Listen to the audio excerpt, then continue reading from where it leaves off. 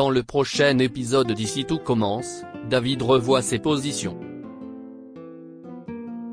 Billy et Charlène enquêtent sur Joachim.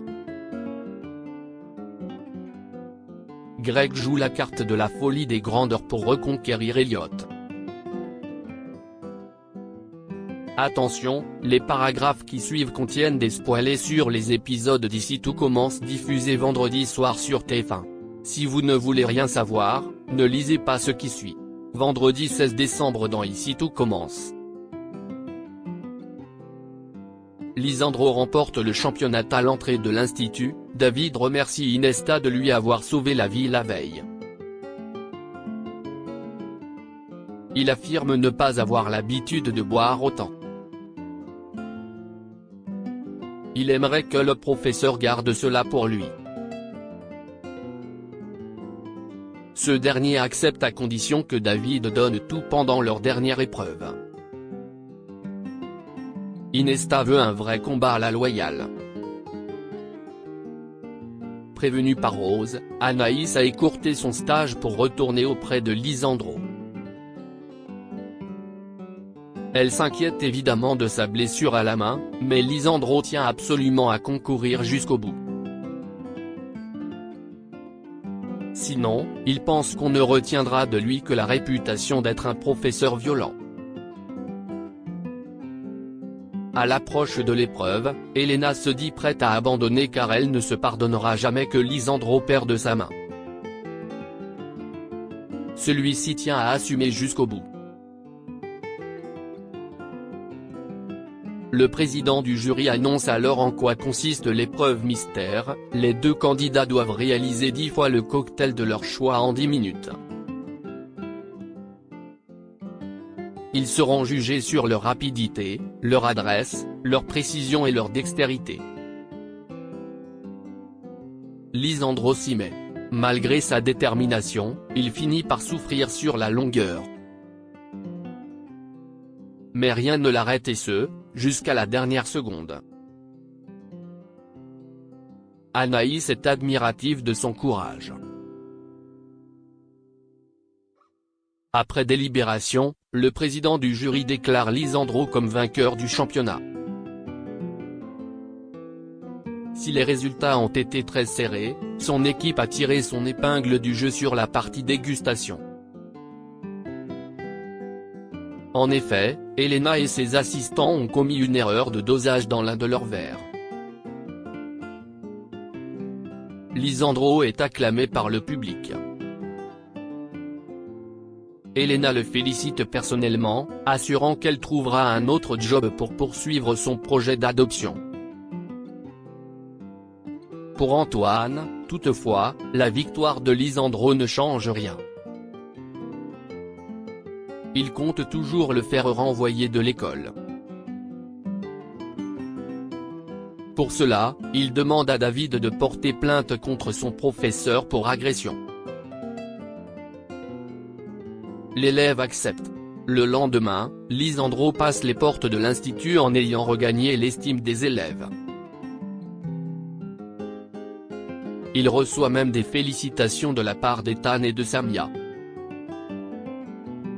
Anaïs est très fière de son compagnon. Pendant ce temps, Antoine convoque le conseil de direction pour les convaincre de renvoyer Lisandro. Si ce n'est pas le cas, David portera plainte contre lui. Or, l'élève, qui est convié à la réunion, déclare avoir changé d'avis à ce sujet. En rentrant chez eux, Antoine et Rose se confient mutuellement avoir regretté de ne pas faire équipe sur ce coup-là. Mais Rose ne se voyait pas trahir son amitié pour Lisandro. Elle propose à Antoine de mettre tout cela derrière eux. Le couple finit par se réconcilier. Au CDI, Lisandro passe remercier David de l'avoir défendu devant le conseil de direction. David explique que ce n'est que justice car lui-même lui a sauvé la vie.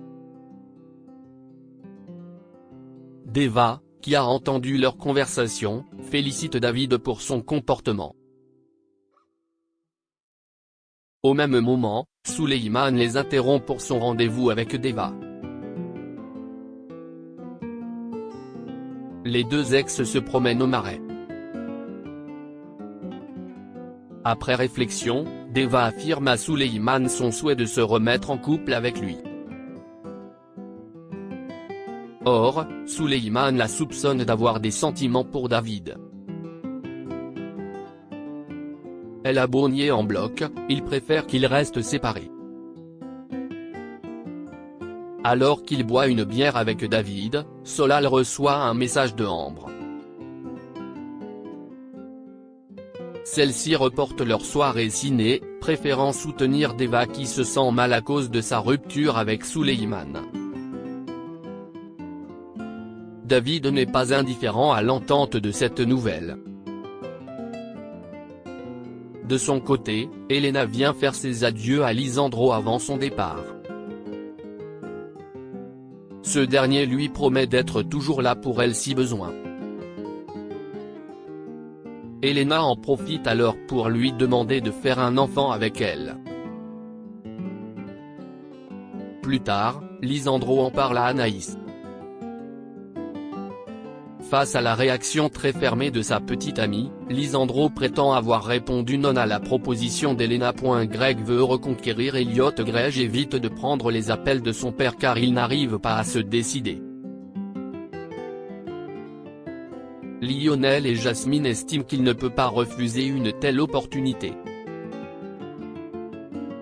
Mais Greg hésite car s'investir sur le menu de Noël le tiendra éloigné d'Elliot, et il craint que Jude n'en profite pour lui mettre le grappin dessus. Lionel suggère donc à Greg de prendre Elliot dans sa brigade. Tessier réunit les élèves au double A pour leur annoncer que le chef de l'Obel est en charge du menu de Noël de l'Institut et que Greg sera le chef de la brigade. Tom reproche au de l'Obel de fonctionner au piston. Pour lui donner tort, Greg déclare qu'il va organiser une sélection pour choisir les 4 membres de sa brigade. En cuisine, Greg demande à ses camarades de revisiter un grand classique, le suprême de dinde au marron. En constatant l'absence d'Elliot, Greg ne cache pas sa déception. Jasmine tente de le rassurer. Après avoir goûté aux assiettes de ses camarades, Greg choisit Hortense, Mehdi, Jasmine et Lionel comme membres de sa brigade. Au même moment, ils aperçoivent Elliot rentrer à l'institut sans jeter un regard vers les cuisines. Le lendemain, Delphine, qui est passée à la coloc pour apporter des croissants, remarque bien qu'il y a une certaine distance entre Greg et Elliot, mais les deux ex inventent un prétexte pour la rassurer. Elliot reçoit ensuite un appel de la propriétaire du food truck qui l'informe qu'elle a finalement trouvé un acheteur. Malgré le soutien de Jude et Hortense, Elliot est complètement démotivé et préfère lâcher l'affaire. De son côté, Greg nomme Lionel comme son second, puis charge Mehdi responsable de l'entrée, Hortense du plat principal et Jasmine d'un pré-dessert qui sera servi avant la traditionnelle bûche de Tessier, pour le menu de Noël. Après quoi, Greg emmène Lionel au marais où il rencontre la propriétaire du food truck qu'il a acheté pour Elliot afin de le reconquérir. Axel soupçonne une liaison entre sa mère et Joachim alors qu'elles bossent ensemble sur leur projet de déco culinaire dans le parc de l'Institut. Billy et Charlène aperçoivent Joachim au loin. Charlène ne peut s'empêcher de raconter à son amie ce qu'elle a vu il y a quelques jours. Les deux filles soupçonnent Joachim d'être escorte. Au même moment, Joachim décroche son téléphone pour confirmer un rendez-vous. Billy et Charlène poursuivent leur enquête pour retrouver le profil de Joachim sur un site d'escorte. Axel les rejoint et leur suggère d'essayer une recherche d'image inversée, mais cela ne donne aucun résultat.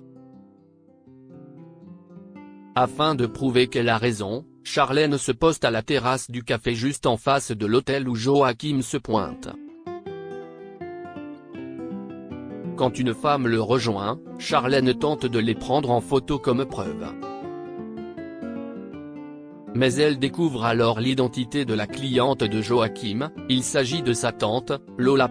Confuse, Charlène demande des conseils à Billy. Celle-ci lui suggère de ne rien dire à personne. Le lendemain, Joachim et Lola partagent un café après avoir passé la nuit ensemble. Lola affirme n'avoir aucun regret, même si elle ne s'imaginait pas tromper son mari un jour. Elle déclare qu'elle ne préfère pas revoir Joachim, puis s'en va, oubliant son bracelet sur la table. Quand Joachim s'en aperçoit, Lola est déjà loin. Plus tard, Charlène entend Lola mentir à Constance au sujet de la soirée de la veille. Une fois sa mère partie, Charlène confronte sa tante à propos de ce qu'elle a vu et ce qu'elle en a déduit. Lola apprend ainsi que Joachim est le directeur technique de l'institut. Elle craint donc qu'Axel soit au courant. Charlène lui promet de garder le secret. Au studio, Axel travaille avec le chef Théo, tandis que Joachim effectue des réparations. Il fait accidentellement tomber le bracelet de Lola par terre. Axel identifie le bijou porte-bonheur, il s'agit du combolois grec qu'il a ramené à sa mère de son voyage à Athènes. Alors que Constance et Lola s'apprêtent à se rendre à leur cours de pilates, Axel interroge sa mère au sujet de son bracelet.